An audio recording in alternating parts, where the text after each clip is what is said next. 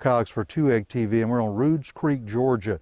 This is across Lake Eufaula from Eufaula, of course, and just about straight across from Lake Point Resort State Park, which is located just north of Eufaula on the lake. This is a major archaeological area and preserve. And as you look down the creek, if you take a boat down the creek, you will pass, and even from the water you can see some of the Roods Creek mounds. These are a series of prehistoric Native American mounds that were built during the Mississippian era. That began around 900 AD and continued to about 1500 AD. There are a number of the mounds at Roods Creek. They are well known in archaeological circles, but not many people know about them. The reason why is that they are protected, and so you can't actually visit them by land. We had to secure special permission to take the video that we're showing you now of these mounds, and we visited them when it was very cold in the winter, when the undergrowth and the snakes were down, so that we could actually see the mounds. This mound complex, as I explained, is over 500 years old.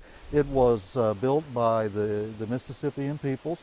It's a pretty interesting site for a number of reasons. First, you have a number of platform mounds here, including some ceremonial mounds, other mounds that would have had structures of different types on top of them. Many of them still retain their original pyramidal shape. They look much like the pyramids that you would see in Central and South America, except that they are made of clay and dirt, not of stone. The entire complex was surrounded by a moat and a fortification, and water actually still flows through part of that moat today, particularly during times of high water. This provided them with protection from attack. It probably also had some ceremonial significance, as did the location where they built the mounds.